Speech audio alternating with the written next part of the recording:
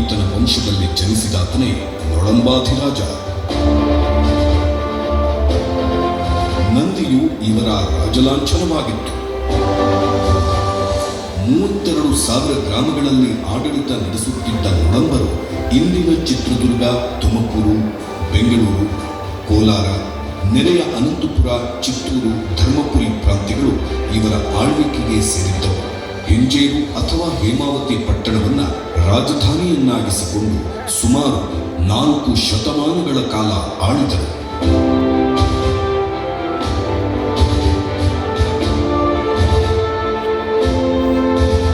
ಶಿಲ್ಪಕಲೆಗೆ ಅಪಾರ ಕೊಡುಗೆ ನೀಡಿದ ನೊಳಂಬರು ತಮ್ಮದೇ ನಾಣ್ಯಗಳನ್ನು ಪರಿಚಯಿಸಿದ್ದರು.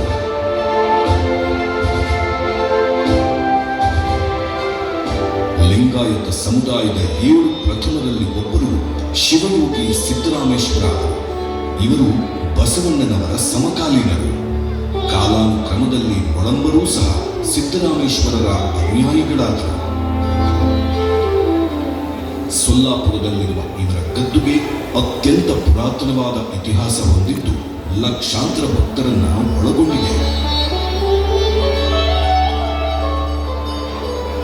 ಇಂತಹ ಐತಿಹಾಸಿಕ ಹಿನ್ನೆಲೆ ಇರುವ ನೊಳಂಬ ಲಿಂಗಾಯತ ಸಮುದಾಯವನ್ನ ಪ್ರಗತಿಯ ಪಥದಲ್ಲಿ ಒಯ್ಯುವ ಮಹದಾಸೆಯಿಂದ ಮುಂದಾದವರು ಬೆಂಗಳೂರಿನ ಕಂಬಿ ಸಿದ್ದರಾಮಣ್ಣನವರು.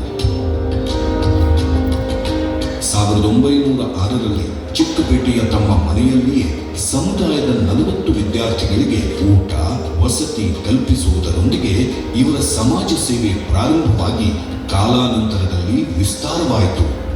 ಈ ಸಮಾಜ ಸೇವೆಗೆ ಇವರ ಧರ್ಮಪತ್ನಿಯರು ಸಹ ಕೈಜೋಡಿಸಿದರು. 1935ರಲ್ಲಿ ತಿಪಟೂರಿನಲ್ಲಿ ಶ್ರೀಮದ್ ವೀರಶೈವ ವಿದ್ಯಾಪ್ರಚಾರಕ ಸಂಘವನ್ನು ಸ್ಥಾಪಿಸಿ 1937ರಲ್ಲಿ ತಮ್ಮ ಸ್ಥಿರ ಚರ ಆಸ್ತಿಯನ್ನು ಸಂಘಕ್ಕೆ ದಾನ ಮಾಡಿದರು.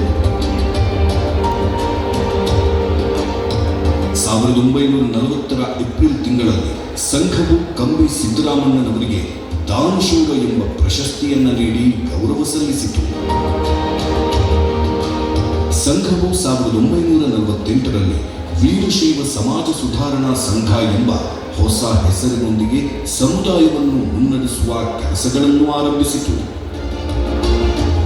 1981ರಲ್ಲಿ ವೀರಶೈವ ಸಮಾಜ ಸುಧಾರಣಾ ಸಂಘ ಹಾಗೂ ನೊಳಂಬ ಇತಿಹಾಸ ಪರಿಷತ್ ವಿಲೀನಗೊಂಡು 1982ರಲ್ಲಿ ಸಂಸ್ಥೆಯನ್ನು ನೊಳಂಬ ವೀರಶೈವ ಸಂಘ ಎಂದು ಮರುನಾಮಕರಣ ಮಾಡಲಾಯಿತು.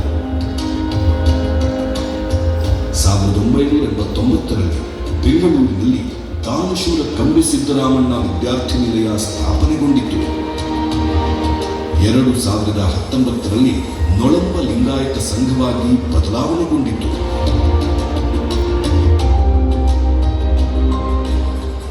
ಕಳೆದ 5 ದಶಕಗಳಲ್ಲಿ ಈ ಸಂಘವು ವಿದ್ಯಾರ್ಥಿ ನಿಲಯ ಮತ್ತು ಸಮುದಾಯ ಭವನಗಳನ್ನು ಬೆಂಗಳೂರು ಹಾಗೂ ರಾಜ್ಯದ ವಿವಿಧ ನಗರಗಳಲ್ಲಿ ನಿರ್ಮಿಸಿದೆ.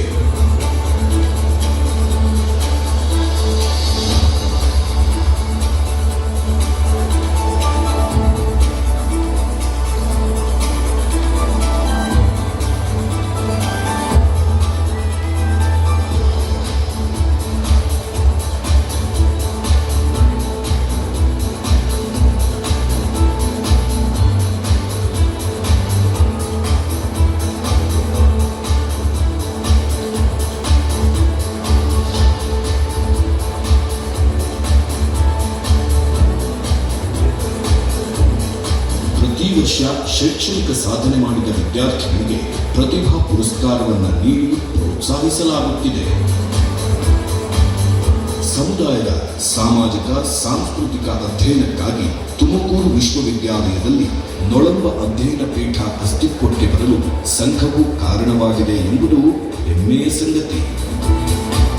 ರಾಜ್ಯದ ಅನೇಕ ಜಿಲ್ಲೆಗಳಲ್ಲಿ ಅಧಿಕ ಸಂಖ್ಯೆಯಲ್ಲಿರುವ ನೊಳಂಬ ಲಿಂಗಾಯತರು ರಾಜ್ಯದಲ್ಲಿ 10ಕ್ಕೂ ಹೆಚ್ಚು ಮಠಗಳು ಜ್ಞಾನದಾಸೋಹ ಸೇವೆಯನ್ನ ನಡೆಸಿಕೊಂಡು ಬರುತ್ತಿದ್ದಾರೆ.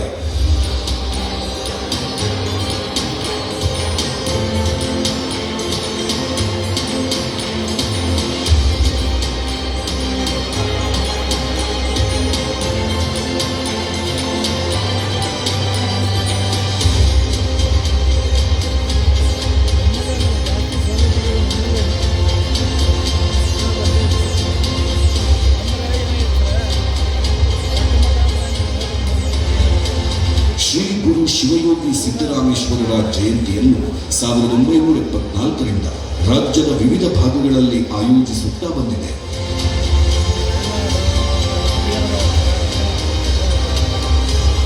ಈ ಕಾರ್ಯಕ್ರಮದ ನಿಧಿಯಲ್ಲಿ ಉಳಿದ ಹಣದಲ್ಲಿ ರಾಜ್ಯದ ಹಲವೆಡೆ ಸ್ಥಿರಾಸ್ತಿ ಖರೀದಿ ಮಾಡುವ ಮೂಲಕ ಸಮುದಾಯಕ್ಕೆ ಅಗತ್ಯವಾದ ಅಭಿವೃದ್ಧಿ ಚಟುವಟಿಕೆಗಳನ್ನು ನಡೆಸುತ್ತಾ ಬಂದಿದೆ.